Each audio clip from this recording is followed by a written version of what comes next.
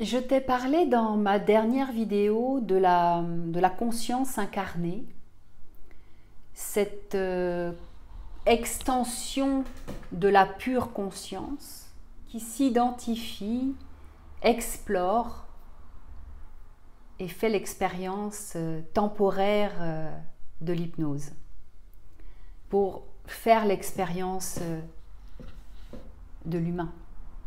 Et aujourd'hui, je t'invite à ressentir avec moi le mouvement sacré, subtil et silencieux, qui nous fait voyager du point zéro à l'incarnation, du silence à la conscience.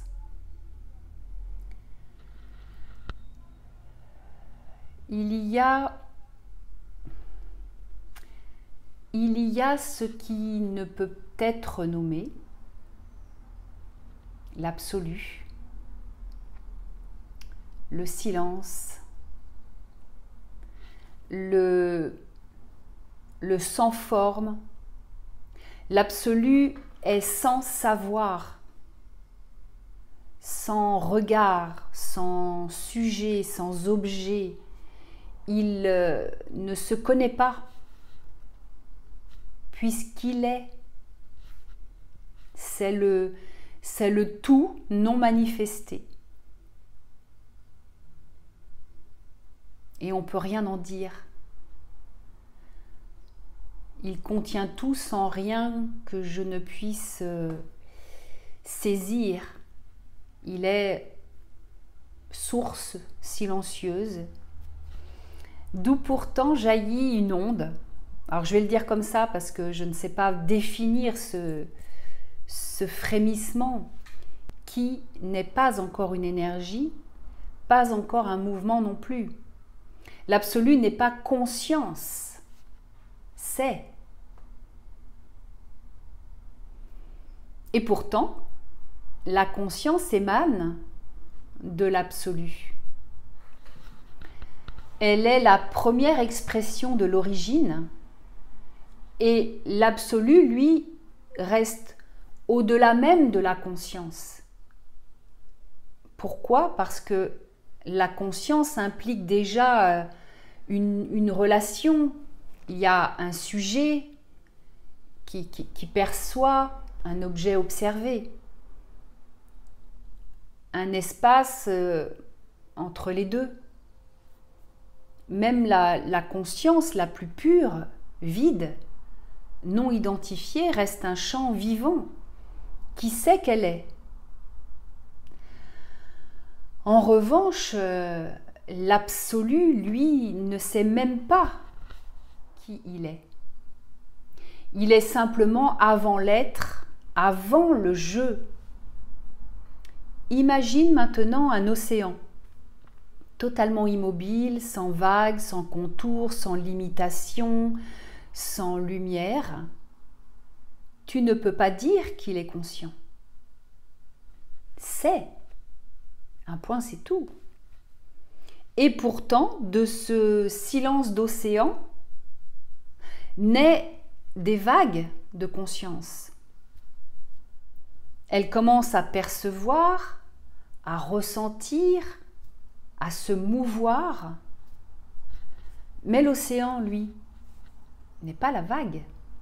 Il est la source invisible, antérieure à toute perception. C'est ainsi qu'émerge la pure conscience. Une pulsation, un battement d'amour qui donne vie au premier mouvement « je suis ». Sans objet, c'est une ouverture silencieuse qui apparaît, mais ça ne pense pas, ça ne juge pas. C'est ouvert, c'est témoin. Ouais, c'est ça, c'est juste un observateur. C'est un potentiel créateur permanent à ce moment-là. Puis vient le désir subtil d'explorer, de se voir, de se goûter. Alors, la conscience se met en mouvement. Elle semble s'étirer dans les mondes de la forme, elle s'habille de dualité, elle prend un corps, une histoire, un rôle. Elle traverse un mental, elle vient et elle devient une conscience incarnée. Et c'est là que commence le rêve, le jeu de l'oubli. La conscience croit qu'elle est la forme, qu'elle est ce rôle, ce nom, cette histoire, qu'elle est ses problèmes. Mais au fond, l'ouverture, le témoin, lui, il est toujours là, silencieux en fond d'écran. Et l'absolu, lui, il ne bouge pas. La conscience s'identifie pour mieux se retrouver. Et elle joue à oublier pour mieux se rappeler. Et puis un jour, par l'observation, par la désidentification, l'oubli se dissout. Elle revient à la pure conscience et parfois même au-delà de la conscience. Elle touche l'absolu. Alors tu vois, tu n'es ni ce corps, ni ce mental, ni même cette conscience. Tu es ce qui permet à tout cela d'être sans jamais bouger.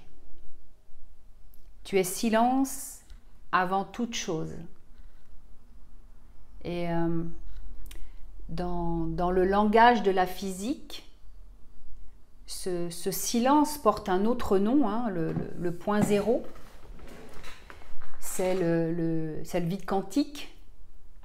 Cependant, ce n'est pas le néant.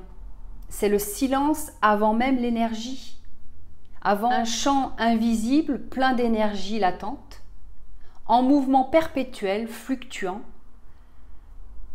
créateur. Et ce vide, c'est la matrice de la matière, le champ unifié d'où tout émerge. Et le point zéro, c'est le silence juste avant le champ. Tu as peut-être déjà ressenti cet état présence pure, silence vivant. Une espèce d'énergie au repos, les yeux dans le vague. C'est l'état le plus stable, le plus puissant. Et pourtant, c'est le point zéro. Le point zéro, ce n'est pas l'absence, c'est la plénitude avant le mouvement. C'est de là que naît toute guérison. C'est là que les formes se dissolvent et c'est là que je t'emmène dans mes accompagnements. Le mental appartient au jeu de la forme et la conscience permet de l'observer. Si tu n'avais pas de conscience, tu ne pourrais rien voir, rien ressentir. Et tu vois, le point zéro permet de tout fondre dans l'absolu. C'est pourquoi la déshypnose du mental au point zéro efface toute trace de problème, quel qu'il soit. Car ce qui est vu se dissout, se libère. Et ce qui retourne au silence retrouve sa paix naturelle. Donc tu peux respirer et même laisse résonner ce que je suis en train de te dire. Tu es ce silence toujours là, toujours vivant. Tu peux vraiment te déposer là-dedans. Il n'y a rien à faire que d'être. Et être, quand il prend le mouvement, parce que bon, évidemment, tu ne vas pas rester tout le temps en silence, mais ce silence est toujours là. Donc même dans le mouvement, et quand tu deviens de plus en plus conscient, eh bien ce silence, il te dorlote en fait. Tu peux avoir une altercation, tu peux entendre des altercations ou du bruit ou je ne sais quoi, et toi être vraiment dans le silence, dans la paix. Ou simplement dans observation, dans cette ouverture sans penser, sans désir, sans vouloir te mêler à des trucs, quoi. Et puis, si ça s'en mêle, il n'y a pas de problème non plus, tu vois. L'absolu.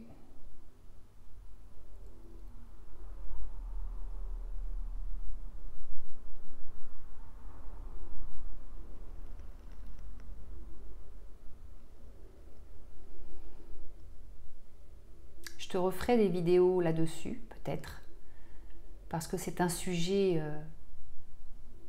que j'adore. C'est bizarre de parler de l'absolu alors qu'on ne peut pas en dire grand-chose.